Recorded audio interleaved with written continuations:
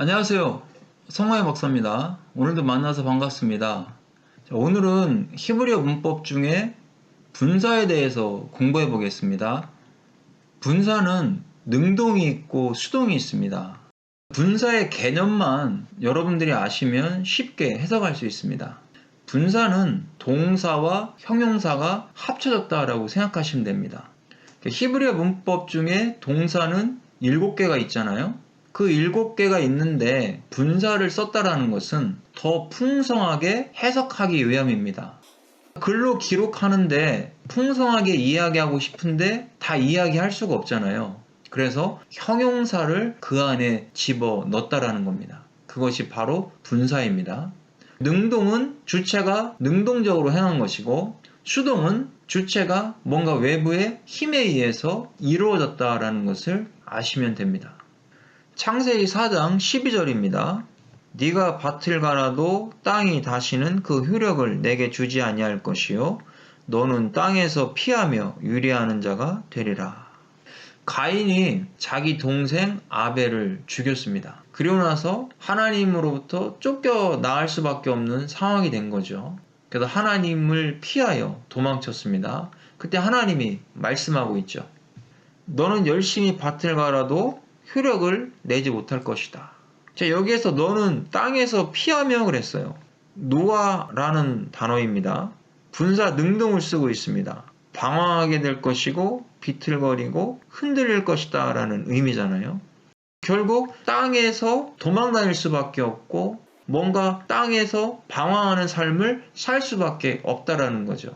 거기에서 분사 능동이니까 가인이 어떻게 도망 다닐 것이냐, 형용적인 것들을 생각해서 해석하라 라는 의미가 되는 겁니다. 그럼 가인이 땅에서 열심히 도망 다니고 방황하고 사람들에게 쫓겨다닐 것이고 마음에 평안이 없게 될 것이며, 이런 것들을 여기에서 말씀하는 겁니다. 여러분들이 분사 능동이 왔을 때에는 기도하면서 이 본문 속에서 형용적인, 눈에 보이지 않지만 이 가인이 어떻게 땅에서 도망다니고 방황을 했는가를 생각하시면 됩니다. 창세기 6장 13절입니다. 하나님이 노아에게 이르시되 모든 혈육 있는 자의 포악함이 땅에 가득함으로 그 끝날이 내 앞에 이르렀으니 내가 그들을 땅과 함께 멸하리라. 멸한다라고 했는데 샤트라고 하는 동사입니다. 하나님께서 완전히 멸망시켜버리는 거죠. 홍수를 통해서 쓸어버리는 겁니다. 근데 분사 능동을 썼습니다. 그럼 이 능동태는 누구겠습니까? 하나님께서 사람들을 땅과 함께 멸망시켜버리겠다, 파멸시키겠다라는 의미를 가지고 있죠. 그럼 여기서 분사 능동은 하나님이 어떻게 하신다라는 것을 생각하는 거예요. 어떻게 심판하시는가? 홍수로 쓸어버리신다라는 거죠. 완전히 물로 쓸어버릴 때 이 사람들의 모든 상황들이 어떤가를 우리가 형용적으로 생각하시면 되는 겁니다. 출애굽기 33장 3절입니다. 너희를 젖과 꿀이 흐르는 땅에 이르게 하려니와 나는 너희와 함께 올라가지 아니하리니 너희는 목이 고든 백성인즉 내가 길에서 너희를 진멸할까 염려함이니라 하시니 그랬어요. 젖과 꿀이 흐르는 땅, 가나안 땅이죠. 흐르는 그랬는데 주부예요. 흘러나오다, 솟아나다라는 뜻이죠. 그러면 여기에서 분사 능동을 쓰고 있는데요. 이 능동이 뭐겠습니까? 바로 젖과 꿀이 흐른다라는 거예요. 젖과 꿀이죠. 가나안 땅은 젖과 꿀이 흐르는 땅이다라고 하나님이 말씀하고 있는 겁니다. 그럼 이 젖과 꿀이 어떻게 흘러나고 있는가? 거기에는 많은 과일들이 무성하게 자라고 있죠. 무화과도 있고요. 사과도 있고 석류나무도 있고, 이런 것들이 바로 젖과 꿀이라는 것을 상징적으로 보여주고 있는 겁니다. 또 요단강도 흘러가고 있잖아요. 하나님께서 말씀하시는 것은 바로 이런 것들이다 라는 것을 형용적으로 생각하시면 되는 겁니다. 출애굽기 33장 10절입니다. 모든 백성이 회막문에 구름기둥이 서 있는 것을 보고 다 일어나 각기 장막문에 서서 예배하며 그랬어요. 구름기둥이 회막문에 서 있습니다. 아마드라는 동사죠. 위치를 취하다, 머무르다, 서 있다. 분사 능동입니다. 그럼 여기서 능동이 뭐겠습니까? 구름기둥이죠. 회막문에 서 있는 구름기둥. 이 구름기둥이 어떻게 서 있는지를 우리가 눈으로 볼 수는 없지만 눈으로 본 것처럼 사실적인 것처럼 형용사적인 것들을 생각하시라는 겁니다. 이것이 하나님의 임재를 의미해주고 있죠. 하나님께서 이 땅에 임재하셨다. 바로 이 회막문에 임재하셨다라는 것을 보여주고 있는 겁니다. 그러니까 우리가 예배를 드릴 때에도 하나님의 임재가 있죠. 눈에 보이지 않지만 우리는 그 하나님의 임재를 체험하고 생각할 수가 있는 겁니다. 출애굽기 33장 15절입니다. 모세가 여호와께 아뢰되 주께서 친히 가지 아니하시려거든 우리를 이곳에서 올려보내지 마옵소서. 가나안 땅으로 하나님이 함께 가지 않는다면 우리도 가지 말게 하십시오 라고 기도하는 겁니다. 할라크라는 동사죠. 분사 능동을 썼습니다. 친히 가지 않는다. 능동, 누가 안 가는 겁니까? 하나님이 안 가신다면 우리도 못 갑니다.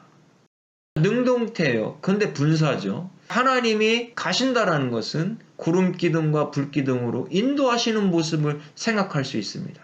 하나님이 지키시고 보호하신다라는 것을 알 수 있다라는 것이죠. 자, 우리의 인생길에도 마찬가지입니다. 하나님이 구름기둥과 불기둥처럼 지금도 우리를 보호하고 계시고 함께 하시면서 길을 인도하는 겁니다. 천국길로 인도하고 있다는 것을 알 수가 있습니다. 출애굽기 34장 10절입니다. 여호와께서 이르시되 보라 내가 언약을 세우나니 곧 내가 아직 온 땅 아무 국민에게도 행하지 아니한 이적을 너희 전체 백성 앞에 행할 것이라. 네가 머무는 나라 백성이 다 여호와의 행하심을 보리니 내가 너를 위하여 행할 일이 두려운 것임이니라. 언약을 세우신대요. 하나님의 언약을 세우시는데 분사 능동입니다. 카라트. 어떻게 언약을 세웠습니까? 호렙산에서 하나님께서 계명을 주심으로 이스라엘 백성과 언약을 세우셨다라는 것을 보여주고 있습니다.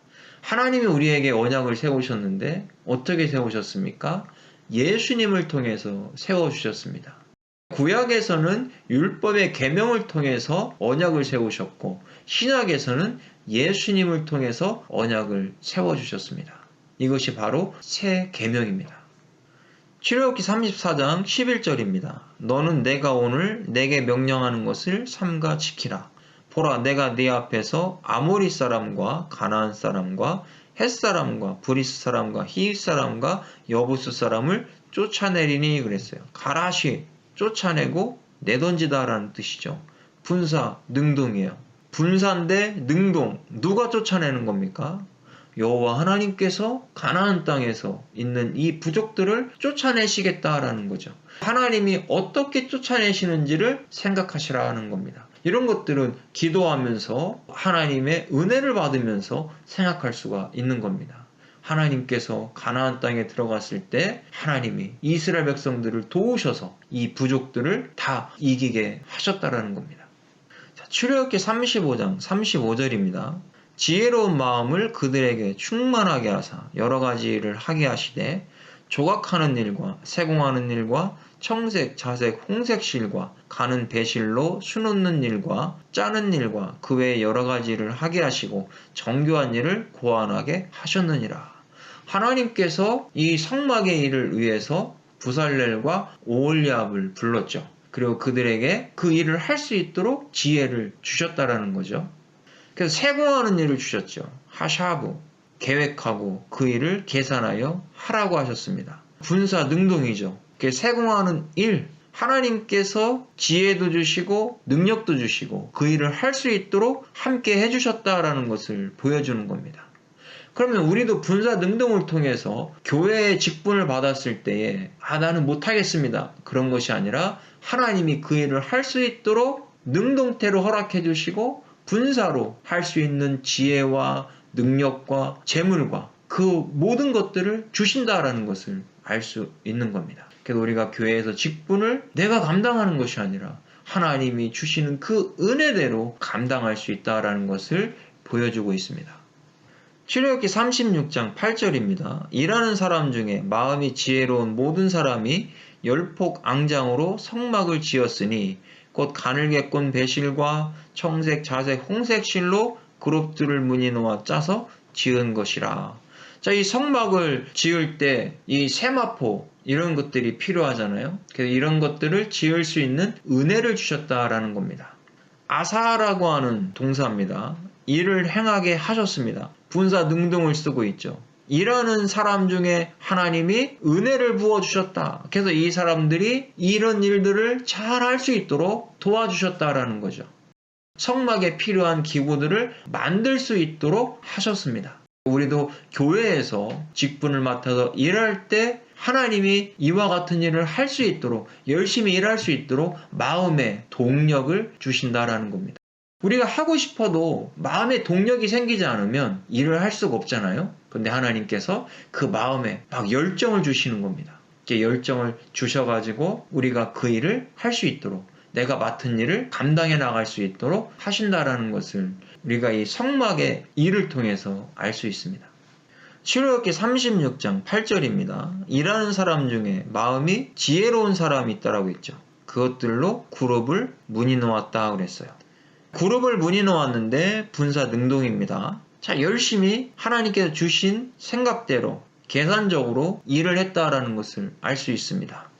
하나님의 뜻대로 열심히 그 일을 감당해 나간 것이죠. 문이 그룹을 놓을 때 얼마나 힘이 들었겠습니까? 그 천을 짤 때 힘들고 어려웠지만 하나님이 그 마음을 붙들어 주셔서 그 일을 잘 감당할 수 있도록, 휘장을 잘 만들 수 있도록 도와주셨다라는 것을 보여주고 있습니다.